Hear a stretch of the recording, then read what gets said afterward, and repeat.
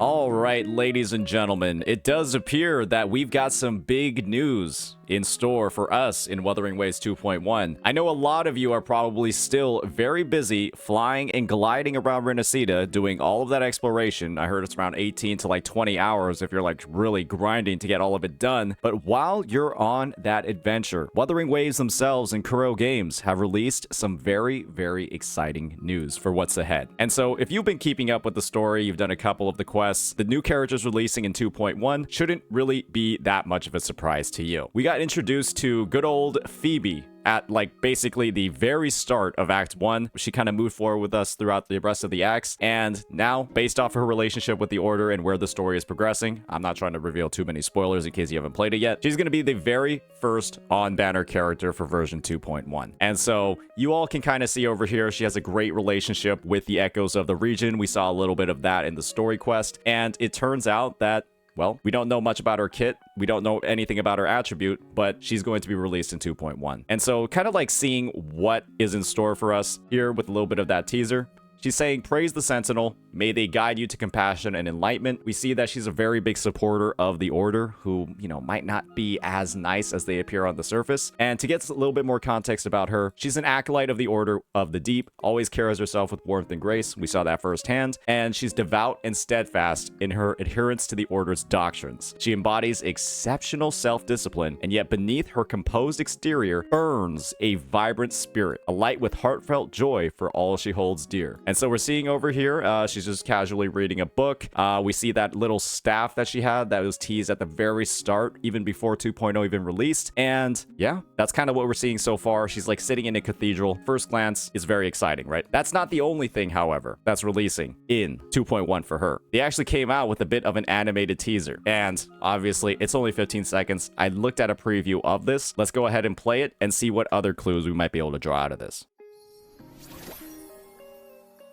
All right, so right off the bat, based off the color that we're seeing here in the very first frame of the video, I'm going to go ahead and say that she's Spectro. I'm just going to say it, right? That's going to be where I put my money because this is literally the color of Spectro. And based off of this, and solely based off of this, I do believe that she's going to be a character that leverages one of the newer Sonata sets, Eternal Radiance. And so as you can see over here, this Sonata set focuses on Spectro damage. It focuses on inflicting enemies with Spectral Frazzle. The only character that we have in the game right now that uses this Sonata set is Spectro Rover, a free-to-play character that you get literally at the very start of the game. And based off of what we've seen with Carlotta, right, she literally uses the new set, and we also have Roshia. And based off Roshia, right, who uses Midnight Veil, it's very clear that the new characters in Renacida are going to use the new Sonata sets that are released in Renacida. I don't think it takes a rocket scientist to understand that. Why would Kuro Games, in their brilliant game design, have a new character use an older set when they already don't have very many users in the first place? We need an incentive to farm in the older regions. Why would Kuro Games have us go back to Jinzhou or the Black Shores or any of those older regions to farm for a new character? That doesn't make sense. That wouldn't be in line with what we want to do. And so based off of that, again, Spectral Frazzle is what I'm estimating over here. Attacking enemies with 10 stacks of Spectral Frazzle grants a 50% Spectral damage bonus, and inflicting enemies with that debuff increases your crit rate by 20%. This is, in my opinion, one of the most busted sets in the game, just from like all of the different stats that it's going to give. And it's very similar, right, to how absolutely broken Frosty Resolve is on Carlotta, where it gives like a 70-something% damage bonus when every other Sonata set in the game only gives like 40%. The trade-off is that it really only works for her. And similarly, Eternal Radiance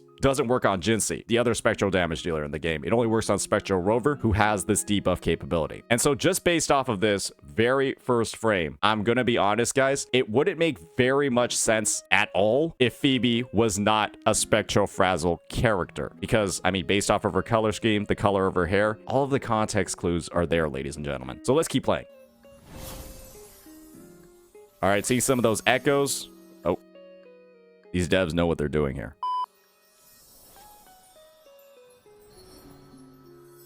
And we get that nice little close-up. We see, you know, firsthand that quote from her, praise the Sentinel, may they guide you to compassion and enlightenment. I think the word light and enlightenment is in here for a reason, ladies and gentlemen.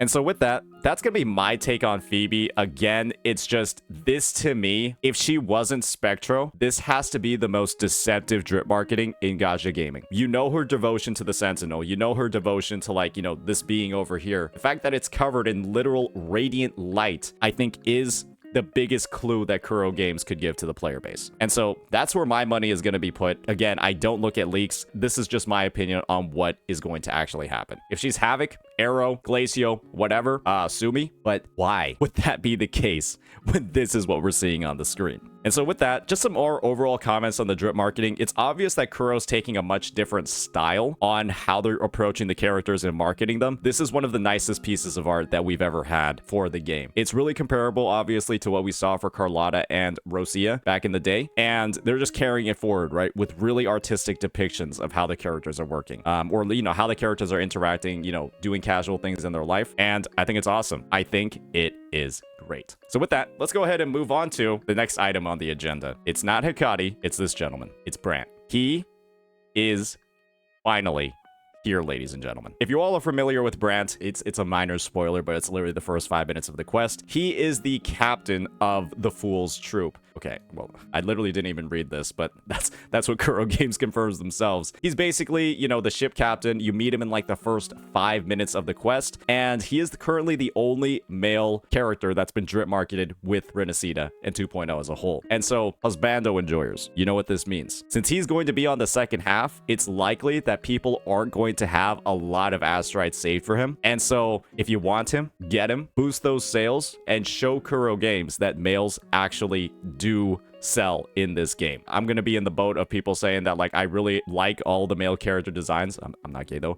I really like all the male character designs. I think they've done a fantastic job. And Brant is just another example of how they're continuing the trend with characters like Zhang Liao, with characters like Jian. And we really just haven't had that many opportunities to pull on banners like this. And so I'm obviously super excited for what he's going to do. We saw a little bit of him in the cinematic trailer where he has, I believe, purple effects in combat.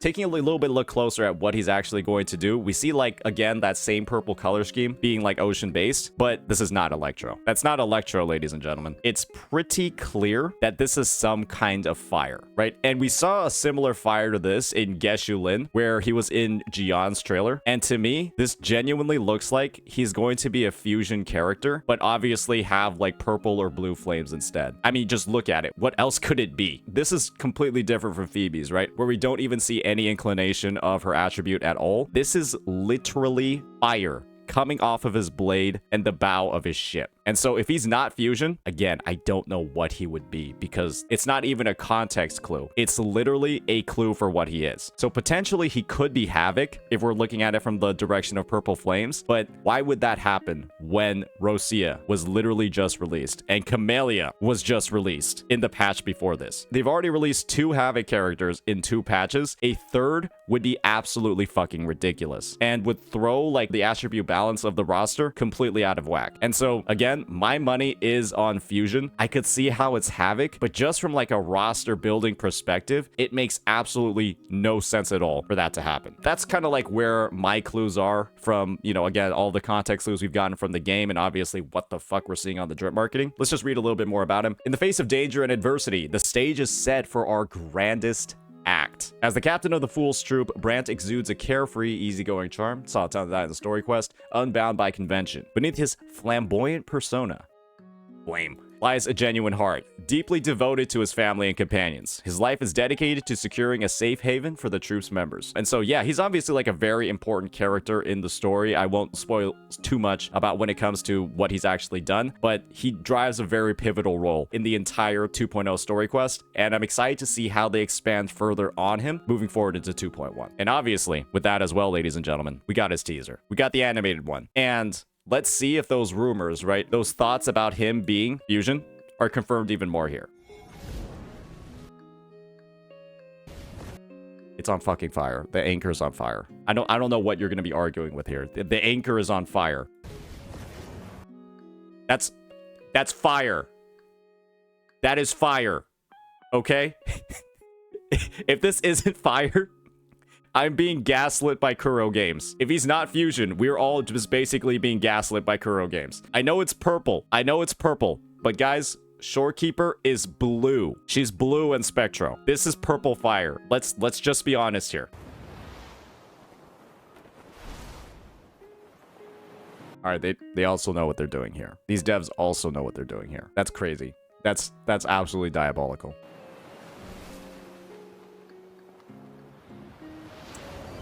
I really hope this character sells well. I really hope that this character sells well, because they need to weave, in my opinion, they need to weave like a good gender ratio into the story for a lot of stuff to like make sense. Otherwise, this game, if the only like 5-star characters, you know, the ones featured in the story and the ones featured in the story quests, because 4-star characters don't get story quests, are females, guys, this game is kind of just gonna become Honkai Impact 3 or like Snowbreak or that sort of stuff, right? And it just, in a world where you already have like males holding very high positions, either in like the government or, you know, like just like in the military and that sort of stuff, and then the only important characters are actually, you know, girls, it's gonna throw like the whole dynamic of the existing world out of whack. And so please pull on this character to improve the overall quality of the entire game. We need people to pull on this character. This is like not me telling you to spend money, but like save for him or something. Actually, skip Phoebe and pull on him instead, and just show that the internal metrics of Kuro Games that people want more characters like this, because I think he's fantastically done. I think he plays a great role in the story, and he's designed exceptionally well.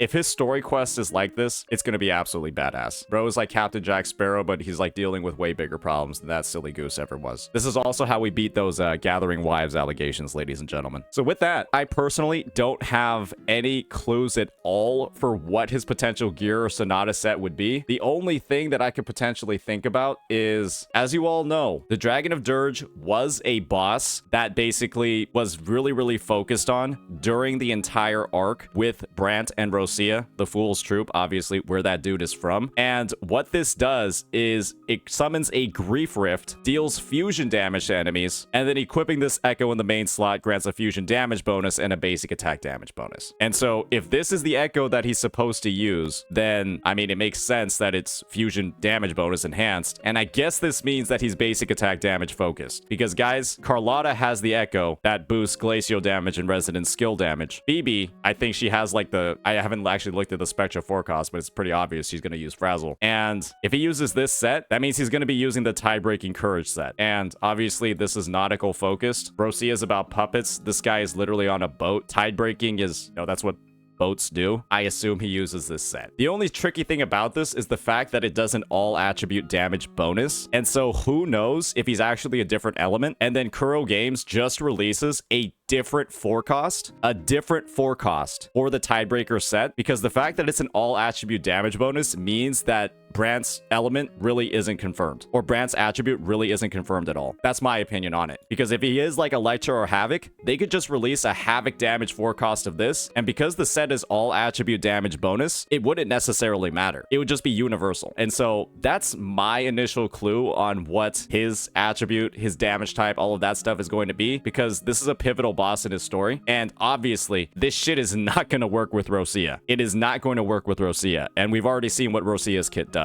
That's going to be my overview of the drip marketing. I really do think that Kuro's doing a fantastic job with their exposure to the different characters here, and I do believe that, again, all of the new characters are going to be using the new sets. I would be super duper surprised if there are characters released in 2.0 that are going to be using the old sets, because otherwise they're going to have to find a way to incorporate the old mobs into the new map, or people are going to be incentivized to go back to fucking Jinzhou and Huanglong to farm their echoes. And I feel like people are going to be very upset by that, especially considering that you're almost incentivized by the quality of the story and how you can skip the main story quest to go right to Renesita if you're a newer player. I don't really think they want people going back here to farm gear or echoes for a new character. That's simply my take on it. They've done such a fantastic job with Renesita. I think they just want to keep the players there. And bringing somebody back here to farm for a new echo set where you can't fly, where you literally can't fly, one of the best features they've ever added, would be like a dumb thing for the business to do. Hope you all enjoyed this walkthrough, this overview. Again, these are all just based off of context clues that I've seen about the characters themselves, and it is, yeah, pretty clear. Yes, the new characters are going to use the new sets, and I think it makes a lot of sense. Let me know what you all think. Peace out.